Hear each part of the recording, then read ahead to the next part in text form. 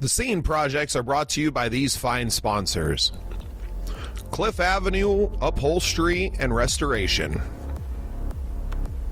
Chevy Girl Advertising and Booking, Sunny Radio, and SiouxFallsPodcast.com. Welcome into a very exciting episode of The Scene. I'm your host, Bubba Startz, and with me today is my good friend, Jessica Loobey. Welcome to the show, Jessica. Hey, Bubba. Thank you so much. Well, I'm so excited to have you on. It feels like we've been friends forever, but we really just met in person, less than 6 months ago at the awards show. So I'm still getting to know you, but for all of our listeners, why don't you give us a little introduction and who is Jessica Loobey? Yeah, I am an independent country music artist from the Midwest. I grew up on a ranch just outside of Sturgis, South Dakota, the motorcycle capital of the world, although I am not a motorcyclist by any means. But yeah, I just have really been consistent with my music the last probably 4 or 5 years, put out a couple albums, so I'm so happy to be part of the CMO family and to have gotten to know you guys and really start to grow that foundation for a career in music. And we're going to touch on quite a few things related to the org and all of that stuff too. But yeah, I love that. I'm practically neighbors. We've lived in Sturgis a couple of different times. And the fact that we never just maybe we ran into you at the grocery store, but we didn't know who you were. And it trips me out that I didn't know you for all those years where you've been right there, a hometown girl. And you're really starting to do some good things. You've recorded in Nashville now a couple of times, right? So you're getting this kind of to what we consider, the pro experience, the professional Nashville recording artist experience, but you've never left home. And to me, that's kind of like the most important part of the story is especially now being, friends with other Midwest CMO artists, is that it's hard in Nashville, right? Like income gigs don't pay a lot. A lot of those guys and gals that live down there during the winter months are coming back to the Midwest during the summer months to actually make a little bit of money playing gigs. So can we kind of talk about the advantages of having that small town fan base and sticking close to home to build your career rather than chasing that dream off to the big city? Yeah. I've always been a hometown girl.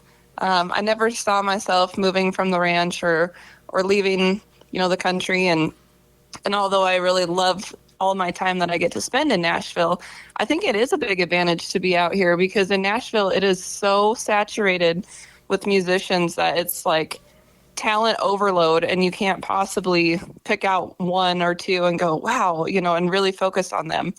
And just because there's so much, you just can't take it all in. And so up here, where it's a smaller opportunity, or I guess maybe not opportunity, but a smaller niche for artists like myself, there's not as many of us. The competition isn't quite as high.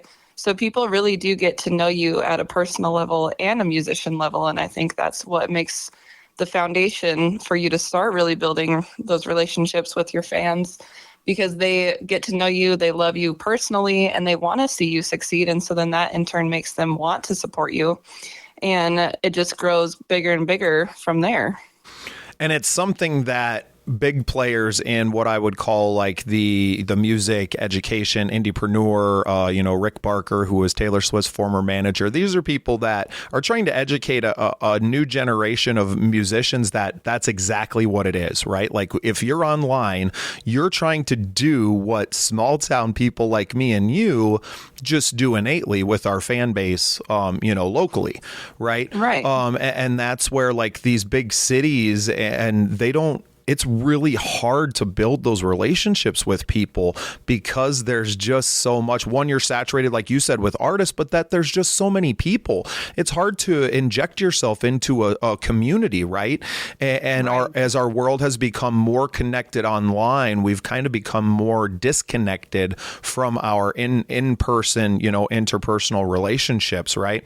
But I think a tide is shifting in that too. And I think music and the way that artists connect with people people. I always, I'm a big Jelly Roll fan. I reference it here all the time, but the way he connects with his fan base, and then, bringing Alexandra Kay around, who anyone who's a fan of the show knows we're huge fans of. I mean, she was an independent gal. Yes. I just saw her in Sioux Falls playing the same venues that we play, right? She was playing the Icon to a few hundred people last summer. Now she's touring all year with Jelly Roll because she just never quits. She never quits. Yep. Today I saw her to date the show a little bit. She's on the Dumb Blonde podcast, which is obviously Jelly Roll's wife. Her podcast. Oh, yes. But she's got Alexandra Kay on today. I mean, that's a huge following. And you're talking about any of us in this day and age can be that one step away. Because as long as there's men like Jelly Roll out there that are willing to reach down and pull people up, I think it gives us hope to just keep working. It really lit a fire under me just to see him make it, right? Yeah, absolutely. And it kind of showed the power of that fan base, and a dedicated fan base that will keep showing up for you, will keep buying your things. And then when you have that really great song that can connect with people outside of your small world, you have this, like you said, foundation to then grow from. Yes, absolutely. I think you have some great songs. I'm a big fan. Thank you so much. I think you know that. I think fans of the show know that as well. The new album is great. I was in tears listening to it to the first time, just because we're so darn proud of you guys. You and the band. Thank you. You guys have become big parts of our lives. Danielle is obviously a big fan. And, from chasing you down on the interstate on the way home from the award show to getting to perform with you guys this summer, it's just been so awesome to jump into this relationship with you guys as a band and as members of this greater community that is the Midwest Country Music Organization and our South Dakota scene as well, which we're trying to kind of bring those two together. We kind of overlap on both of those. You were nominated last year for New Artist of the Year. Can you talk about just kind of your experience joining the organization and then kind of up to and through the award show? It has been just a whirlwind to be part of it. First of all, I never even knew it existed, and it was brought up to me. And so I applied to be part of it and immediately got in. And then before I knew it, I had a nomination, and, I didn't even know 80% of the artists that were in it. I had no idea who they were. And we're at a little bit of a disadvantage in South Dakota because I think most of the CMO is really saturated in the, Minneapolis, St. Paul, Iowa, area. And that's where its roots are. So, that's where it makes sense.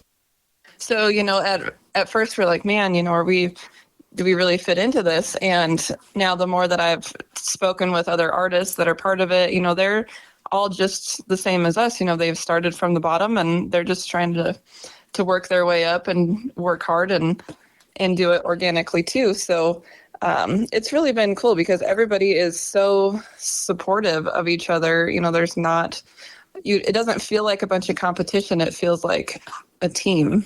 We're all trying to bring ourselves up, like you said, to get to a level where we're all successful. Well, and all of us in some way are successful in our markets. And that's, I think, really what I saw it for as someone who loves the business of independent music, right? Like I am all in on how does this work? How do we all get to do this, right? And not have to work, regular jobs unless we want to, right? For you working on the ranch probably doesn't feel like a job. Cutting hair in some aspects probably doesn't feel like a job, not to expose your alter ego on on the podcast here, but it's so awesome to be in a group which is we're kind of all on equal footing, right? We're all out here working this thing, trying to do the best we can. And what's happening now is that everybody's sharing gigs. We're sharing rosters bands are sharing, players all the time, which for us, especially in the Black Hills, and I'm sure you dealt with, plenty of guys through the band, right? Your band has had different iterations. I've played with hundreds of people in the Black Hills music scene. So like in your small music scene, that already happens anyway. And then you get to kind of plug plug into this bigger group, we're hosting a large songwriter showcase marathon Sunday, December 15th up there at the Midway Saloon in St. Paul, just because I never make it up there. So what better than to sit in front of a couple of microphones with my friends and record the sets and have a lot of fun. So that's awesome. But none of that is possible without this organization that, has been existing, to us kind of in obscurity for almost a decade now. I think they've been around, right? And we're both new members. You maybe just crested a year. We haven't even gotten to a year worth of membership yet. I think we ended up joining like in February. But I mean, it was because of seeing a guy like Brad Morgan, who's a big part of the org. We saw him in Yankton last summer, and then seeing your name and being fans of yours and seeing you attached was like, okay, well, we got to get in and check this out. And then Brad, one thing he said is you got to be at the awards show. And we showed up on Friday with the microphones ready to go. Can you talk about what, just kind of recounting jam night on that Friday before? I'm sure you were in a very similar situation to us where you don't really know anybody. Maybe because of your nomination, you'd gotten to meet a few people before that. But I mean, me and Danielle walked in really not knowing anyone. And had we not been friends on Facebook, we wouldn't have known what you guys looked like either. Yeah. Yeah, we were definitely in that same boat. We were going in completely blind, had no idea what we were getting into, what it was going to be like, who would be there. And yeah, you're right. We didn't know any of the artists at all. And so that was a little, intimidating because you go in thinking, oh man, what are they going to think of me? What are they about? Are they, where are they at in their career? You're constantly judging and comparing yourself to the others in the org. And it still felt a little intimidating until that weekend was over. And then I was like, okay, I've made some relationships. I've made some connections, now I'm starting to really feel like, oh, these guys are very welcoming and they do truly want to bring in as many artists as they can to help succeed. So I'm really excited now that I have about a year under my belt to see how it's going to be to go back, and really feel like you're part of it. And with the awards show last year, we got to do, my band was fortunate enough to be the backing band for all of the women tribute that we did during the show. And so we did a medley of 3 songs, I think. And that was really neat because I got to connect with these girls, and we all, we're all across the Midwest, and we never actually met each other in person until the day that it was time to go through it and go, okay, we're doing this tomorrow. And how cool was it that we all learned our parts and we all had, our plan of attack, down and ready to go, so that next morning it went off like we'd been practicing in the same room for months. So that's really a testament of the talent that's part of the CMOs too, I think. And that's, I think, maybe my biggest takeaway, to kind of share our experience, which obviously fans of the show, if you're new to the show, I definitely recommend that you go back and listen to our MCMO awards show. The Jam Night episodes are fun, especially now because we've had consequent, conversations with all these people. They've become our friends. You saw the start of this whole new life to us. I mean, I'd done like 2 interviews before I showed up, with my microphones. It was like, I'm taking a table over and I'm going to talk to as many people as I can tonight. And I think when it was all said and done, Jessica, we did 25 interviews. And then great. Being able, because of technology, having the laptop and cutting it all up, posting the episodes right away and then having those available, right? I mean, I already had the print. I already had the little tabs that we had printed, right? So I knew where everything was going. It was just a matter of getting it there and getting everything edited. So it was a very coordinated attack to then present, our first kind of marketing materials out to the public with these episodes, with the people that were going to be on stage that night.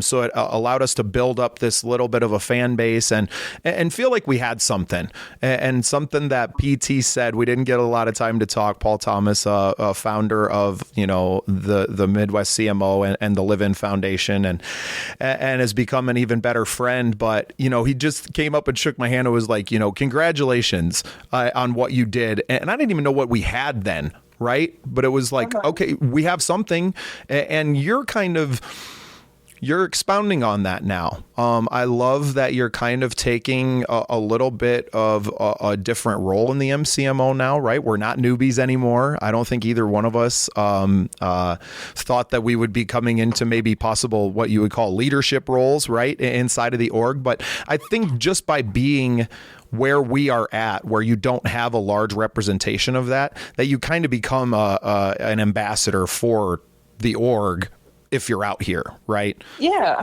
You don't need an ambassador, like PT doesn't need an ambassador standing right next to him in Minnesota. You need somebody that's out there in the remote parts of the coverage area, like we are talking about it, and doing fun content things. Can you talk about the new, I don't know what to call it necessarily, but your new bit that you want to do involving some of the Midwest Country Music Organization members?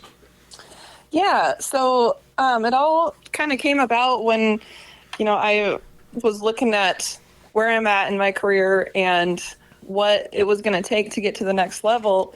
And I honestly was like, I've recorded the music, I've put a band together, I've, put myself out there for as many local shows as possible. I try to keep up on social media, and I'm kind of at that what now stage. And so I thought, I just saw, like you mentioned, Brad Morgan had been part of the CMOs, and he just got to open for Lainey Wilson. And then there's, some other people that just went to the Josie Music Awards at the Grand Ole Opry. And I thought, okay, those artists are, further ahead than I am. So I need to talk to them and go, hey, give me some guidance, give me some ideas of what I can do to try to reach that next step. And, having felt like they're really welcoming and willing, to help, I felt like I could do that. And so now I've opened this whole new door where we're doing interviews with each artist, or as many as I can do, and just asking them, hey, what are your, tips and tricks for where you've gotten in your career? Do you have a certain way that you post on social media? Do you have a way that you keep your audience involved at your live shows? What's your best merch sales? What kind of connections do you have in the radio world that you've used to your advantage? Stuff like that. And I've only gotten to do a couple of them, but it's been really, really cool, and I've learned a ton already. And that's great. We're making ourselves superstars by just being super smart and collecting all of this information and then sharing it all with each other, right? Instead of gatekeeping it and being so selfish with these gigs or that thing, and it's just not necessary, right? When we all rise, a rising tide raises all ships. Right.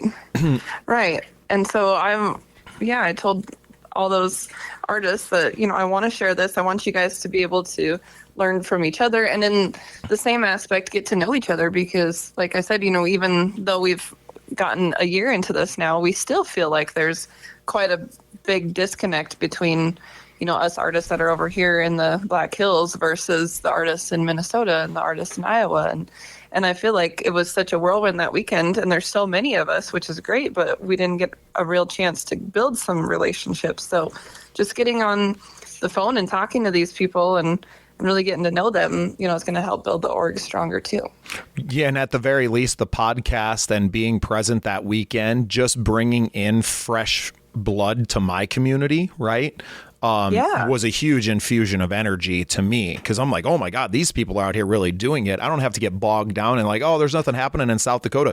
Cool. Well, if there ain't nothing happening, you either make something happen or go where there's something happening. And for me, since I moved over to the other side of the state, it's become, Sioux Falls is nice, but you can't play Sioux Falls every weekend either, right? It's not that big. So I've had to explore Omaha, Sioux City, and into Iowa and all these different gigs around Okoboji. And what I found is there's just a ton of gigs, right? And all those people want to come out here and to play South Dakota and to get out to the Black Hills. And it's like, okay, well, how do we make this work then? You guys start helping, Jessica Loobey and some of our other friends and getting our friends out there in the Black Hills to join the org and to not feel like it's, it's not very much money. I don't know how anybody can get caught up on a $50 a year membership, considering what we spend money on these days. Right. And considering and the resources you get that come with it. Well, and let's talk a little bit about that. I mean, we've been talking a lot about the community, which I think for us being, kind of people persons, right, that's where we're going to find the most value. But I mean, for people that just want to hear their stuff on the radio and find a lot of value in that, I mean, we've both had our songs played multiple times now on the MCMO Originals show in 28 or 29 markets across the Midwest now. I mean, you're talking thousands of square miles that our songs are being broadcast over. Did you see any kind of, have people mentioned that they heard you on the radio from this or that? I know you guys have been featured recently. Has the new song been on yet? Yes. Yep. They just put out Long Gone on the program. Maybe not just, probably about a month ago. So it's spun a few different times, and I'll get messages randomly of a picture of someone's radio in the car, and they're like, "Hey, I'm over here in Aberdeen, and I just heard your song," and that's really cool because I am probably could guarantee that had I not been part of the CMOs, I would not have any airplay still, because it's just an impossible market to get into when you're competing with, the top 40 on the station. Taylor Swift and Carrie Underwood, like where's the room for Jessica Loobey in there? And to me, you top both of them. Like I don't pay to go see them. I'm not going out of my way to see either one of those ladies, except watching Sunday Night Football. Do you know what she makes per episode, per week? She's getting a cool $1 million for that song. For performing. That's absolutely insane. Right, which she probably doesn't even need the money. That probably goes to charity. So I'm not even going to hate on her, right? That's probably right. That's all going to people who need it. But just the money that is out there for these people with these huge names, and God, that could feed 18, or 180 artists, right? And be that. And that's where I look at it is like, why is it so top heavy in this industry? How do we break this system to get, affordable, just an affordable living? I would like to not have to worry in my career. If I want to pursue music, that there are a very clear laid out plan for that. And I think that's what we're doing, right? It's kind of like all the things we wish we had, and not that there weren't books and things like that. There was never the community then to just plug into, right? It was like, oh, well, move to LA and maybe you'll get on the Tonight Show and meet the right people and all these things. And I would rather toil the rest of my life trying to build this thing for ourselves, Jessica, than to try and do any of that. And I think you feel the same way. Oh yeah, absolutely. Yeah, there was nothing, when we both started with music, years ago, that was the path that if you follow this and do this, and this, you'll make it to, having a single on the radio. Like there is none of that. It's not like you earn your associate degree or your bachelor's degree and then suddenly you make it to the top. This is all self-built. So it's really important to have all of that support and foundation behind you. Well, and now we're bushwhacking through the jungle here, you and I and all of our other members, and navigating through here. I think what you and I are doing are so important. Cataloging conversations, taking notes, right, and sharing those notes with everybody. For me, it is nothing to me to type up a paragraph that says awesome things about Jessica Loobey and to put it on my website and to do that for you. I pay for services like that. We talked off camera a little bit about, those things. Like we don't want artists, especially people that we're close with, to have to pay for press, right? We don't necessarily, when we're a member of the MCMO, yes, we have this opportunity to apply our song to get on the radio, but we're not paying to get our song on the radio, right? Like I don't want people to get the wrong idea, like, oh, you pay your money and then you get your song on the radio. But being a part of this community is how you make friends, and then your song gets on the radio, right? Right. So there's the path. Instead of having no path and stabbing in the dark and doing this, now we have that. It's our duty really to just educate people. So it starts, I think, with getting people, listening to the shows, digesting the content, then joining the org. The org is open for other people too, without becoming a total just, infomercial, right? But Right. It's easy to become involved in these communities, and there's other ones too, right? The Josie Music Awards, what a great organization that is. Some friends brought home some big prizes, right? Brad Morgan, our friends in Roseland Music, artist duo, video of the year, like some huge things. That gives us momentum, right? Even just being nominated, I'm sure, sparked to the guys. And a lot of your guys are older gentlemen, and no offense to them, but they've had careers in music that have spanned decades already, and maybe have never received any recognition. For them, they just had to be tickled to be featured up on that stage and to have that whole award show experience. Oh yeah, we talk about that quite often, where they've had 20, 30 years in music, and as they've never been ahead and as far into it as we are now as a band that's only been alive for 3 years. So it's really very, very cool to get to experience that all together. That even as a musician that's been there, done that, they're still getting to experience these brand new levels and new heights in our music, and it's really cool to share that. And that brings it home to the band and what you guys are up to moving here through the winter. I know we all tend to slow down a little bit. Do you guys tend to do a little bit more writing in the winter months and trying to get together? We try to do a lot more practice and try to just change up our routine and our set list. We go all summer long with zero practice because we have show after show after show after show, and there's literally no time to practice. And so when it gets to this time of the year, it's like, all right, all those songs that we did over the summer, like, we're kind of sick of them by now, and everybody else is too, because they've watched us so many times. So it's a great time to just reset everything, bring in some new blood, new material. Maybe get some new music on the horizon for another album, but just to kind of refresh everything. Do you think you'll be playing more original music next year now that you have another album out there? Yes, absolutely. That the set list just keeps turning over more and more into the original stuff? Yeah, which is exciting because, it's great to look out and see people that I don't really know that are singing the lyrics back to the songs I wrote, rather than just singing back, what a Sweet Home Alabama or something. Right. And a lot of these opportunities for opening shows, they don't want you to do covers. They want you to do an hour's worth of original music. And so we finally have enough of that recorded and ready to work on that we could provide an hour's worth of original tunes.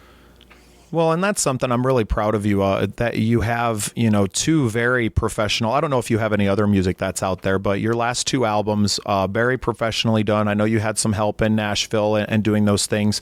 But I feel like that's one thing for Starts and Ends that kind of holds me back, is that I don't have the albums out there and I have some great songs, right? Or I have, songs that I've written that I think are good. I just don't have them commercially available. And I think that keeps them from, getting into that rotation so that people know them and then being able to expand on that. So maybe you've inspired me to hit the studio this winter and get some of this stuff out there so we can continue to experience those things. God, isn't it fun? Yeah. I hope it does inspire you. That's really been a great push from this org, is just to look at everybody else and go, wow, I can do that. I can do it too, and get out there and just do it. So right. And it never for me comes from a place of like, oh my God, they're so much better, or they got some breaks, or like you get to know these people intimately, right? And you realize, and watching their careers, you're like, no, they're doing the same exact thing I am. Then they're cracking through and playing the Iowa State Fair, and then they're breaking through, and a fellow MCMO member, Haley James, just sang the national anthem at a frickin' Vikings game, man. Like, come on. Yeah, that's way cool. That's incredible, so I don't know how you don't, look at that and to feel. And I haven't met Haley. She wasn't at the awards show this year, or at least I didn't meet her there. But you feel it's possible, right? You know these people. It's not someone that's unattainable to you. You know, the Roseland guys, I'm having them on the show later today and getting to talk about their win. And it feeds me. It feeds me because as much as I love playing music, I really enjoy covering it out here, right on the outside of everything, and getting to celebrate all of these wins with my friends and to kind of be part of everybody's band, right? I want to be your voice in the media world here and to give a little credence to that. And to not be the enemy. I loved Almost Famous. I don't know if you ever saw that movie growing up. It's the story of Cameron Crowe and when he's a young kid working for Rolling Stone and kind of sneaking on tour with rock bands. It's a fictional, but it's kind of loosely based on that life, right? And following these bands around in the 70s in the tour bus. And I think that to me, and then kind of telling the stories of the people and how that evolved and just music media in general, right? We're trying to be our own little Rolling Stone. I want to tell those kind of stories and be that, influence on our South Dakota culture, and hopefully it spills out into the rest of the Midwest. So, well, Jessica, I think that's awesome. I took up a half hour of your day. No, it was a great half hour. This is what it's all about. Well, it's so fun. I'm never going to turn you down when you're going to schedule me in for some time. So I appreciate you being on the show. I know you got a big one coming up there in Sturgis soon. You want to shout out the show before we let you go? Yeah. If anybody is around the Sturgis area not next weekend, 2 weekends from now, we will be playing the final series night of the extreme bar bull riding at the Knuckle Saloon, so the world famous Knuckle Saloon there in Sturgis, South Dakota. We are going to be closing out their season, so they've got one more, and then they'll be crowning their champions, and so it's going to be one big party for the end of the year. Speaking as someone who is a former Sturgis resident, the bar bull riding is by far one of the coolest events I've ever seen. I know it's pretty big in Texas. They do that a lot, I guess. But in that little arena with the upper level seating, you guys will be right on stage. They open the dirt up at the end and everybody dances the night away. It's a great time. That's November 16th at the Knuckle Saloon, Extreme Bar Bull Riding. It's their finale, guys. So make sure you get down there and check it out. Jessica, thanks so much for being part of the show today. Absolutely. Thank you for taking time to talk with me. Anytime. Thanks for listening. Remember to follow The Scene Projects on all your social media channels and get even more content at thesceneprojects.com.